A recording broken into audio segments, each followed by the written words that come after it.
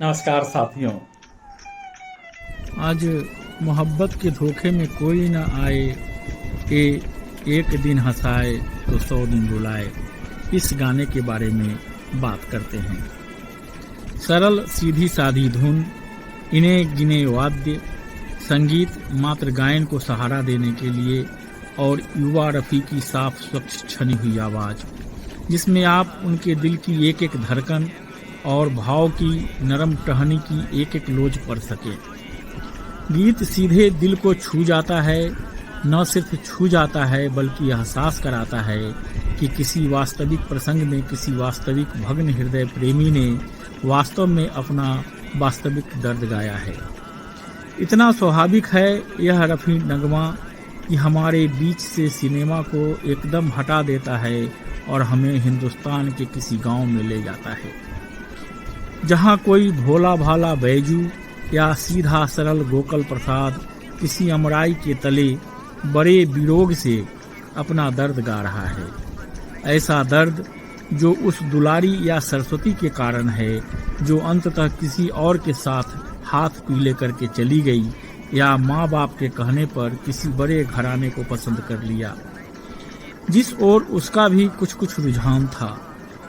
Situations कई हो सकती हैं और आप अपनी स्मृतिगत पृष्ठभूमि के हिसाब से इस गीत में अपने अपने विजुअल्स देख सकते हैं, मगर सच यह है कि ग्रामीण इंसान सा यह सीधा सादा गीत अपनी अपंकिल अनौपचारिकता में हमें बहा ले जाता है और किसी हरी भरी झाड़ी में अटका देता है।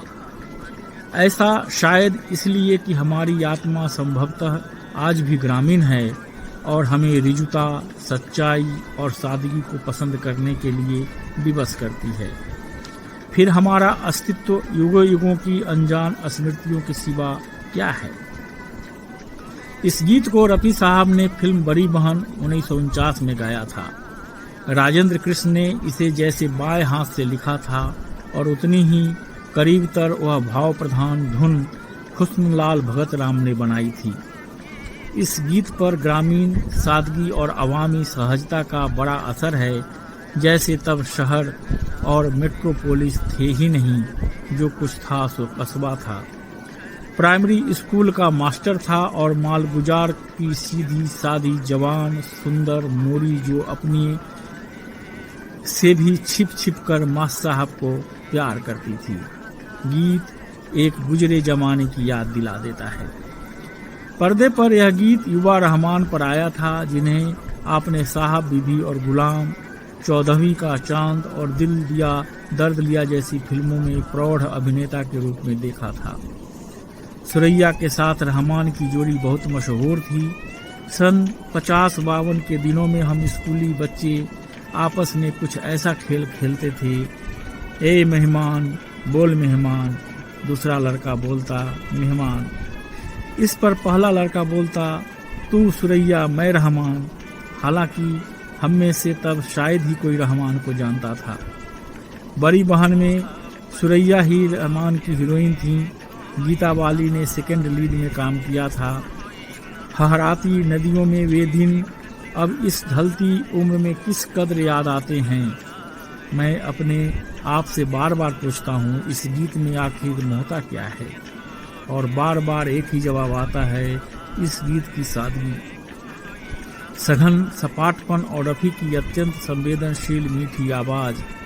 इस दौर में रफ़ी की आवाज़ खुली खिड़की की तरह इतनी पारदर्शी और फूल की पंखुड़ी की तरह इतनी जीवंत है कि लगता है दर्द खुद मर्तबान में तैरती एक बाल मछली है, जिसका हाँफना हमारे भीतर तरंगित हो रहा है। जटिलता और चकमेबाजी के इस युग में ऐसा सुघर सपाट बंदिश और केले के पत्ते सा सीधा गायन हमें शिप्रा या नर्मदा में डुबकी लगाने सा एहसास देता है। मेरे एक मित्र जो अब शिक्षकीय में रिटायर्ड हो चुके हैं और बिस्तर पर पड़े पड़े अक्सर 48-50 के दौर के फिल्मी गाने सुना करते हैं, कहते हैं, सच यह है अजात शत्रु के ये पुराने फिल्मी नगमे ही अब हमें थोड़ा तरोताजा रखते हैं।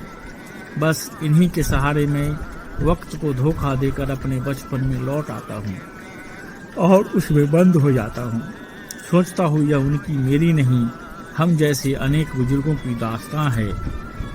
क्या पता निर्मल वर्मा भी गुनगुनाते हों, ओ आसमां वाले तेरी दुनिया से जी घबरा गया।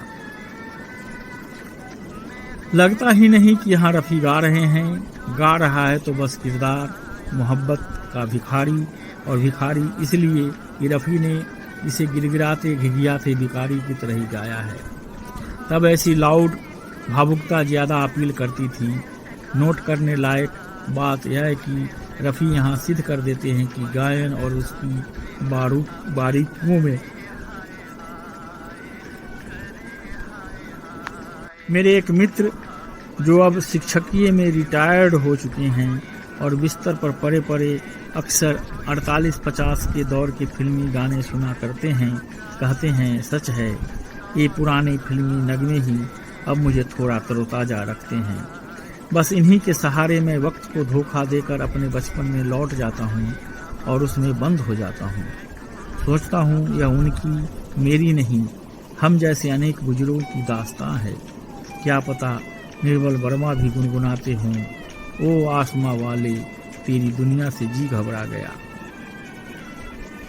लगता ही नहीं कि यहाँ रफ़ी गा रहे हैं, गा रहा है तो बस किरदार मोहब्बत का भिखारी, और भिखारी इसलिए कि रफ़ी ने इसे गिड़गिड़ाते घिघियाते भिखारी की तरह ही गाया है। तब ऐसी लाउड भावुकता ज़्यादा अपील करती थी। नोट करने लायक बात यह है कि रफ़ी यहाँ सिद्ध कर देते हैं कि गायन और उसकी बारीकियों को वे लिखा कर लाए थे। गुलकारी के राज बताने की उन्हें ज़रूरत नहीं है। साफ शुद्ध रिकॉर्डिंग के इस गीत में वे कानों के इतने करीब लगते हैं कि महसूस होता है कि वे जिंदा हैं और 2-3 मकान छोड़कर इसी गली में आगे कहीं रहते हैं। वीरा है मैं कदा खुमो सागर उदास है, तुम क्या गए कि रूठ गए दिन बहार के। तो दोस्तों आज के लिए बस इतना ही। जल्द ही फिर मिलेंगे एक नए वीडियो के साथ। तब तक मुझे विदा दीजिए।